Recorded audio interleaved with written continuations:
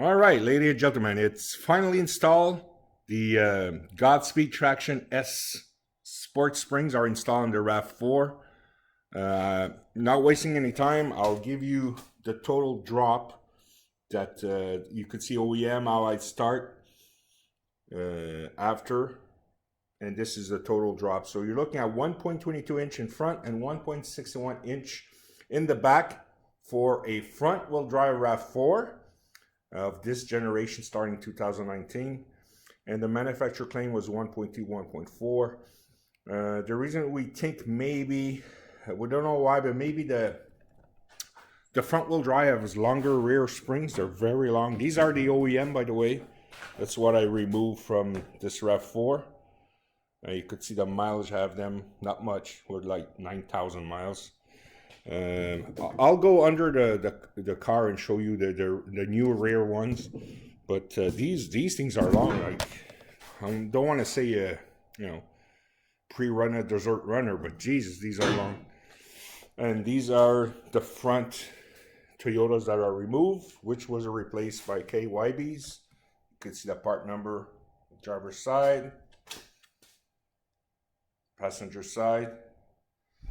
And this was the Traction S kit. You can see front wheel drive starting 2019. So you'll have to look, if you have an all-wheel drive, you'll have to look into that. Another thing I noticed, there's different camber bolts alignments that for mine, the front wheel, if you have a front wheel drive, we have the biggest one available, which is the 17 millimeter. The part number of Moog is this one.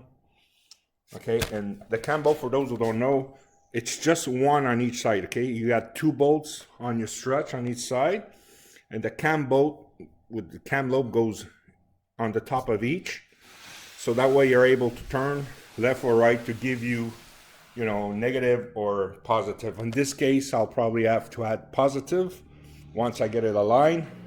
Out the back, it's a different bolt. It's actually a toe in, toe out.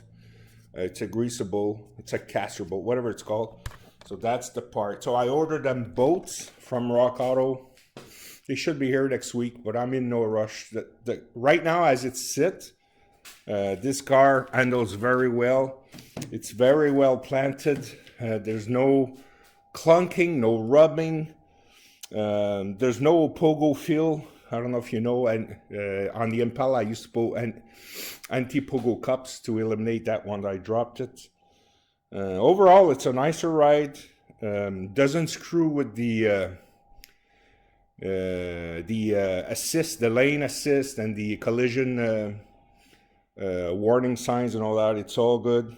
Overall, looks cleaner, especially in the back. In the back, the wheel gap was pretty much high on this. And this is very technical, this information I'm going to show you. This is the spring rate from the front and rear of the springs that I have on it. That's what Godspeed claim. I cannot tell you what it is. And multi-heat treatment, SAE 9254 wire cold wound. So this is as much technical I'm going to go with this. I just wanted to show you the end result. And on the first video, I explained the reason I did this. This is a very light use car, but I do use them when I have to drive my parents around. And my mom had a hard time to get in, it was too high. So I dropped it for her to help her. So that inch plus drop really helps her, because it always felt that she always needed a little boost to bring her legs in. So it is what it is.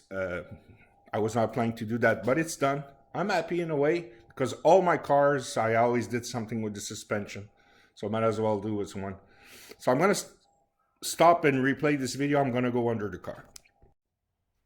All right, this is how much I'm going to show you from the under the car. You could see the rear springs. Overall, they're a lot shorter than the one that I just showed you on the table.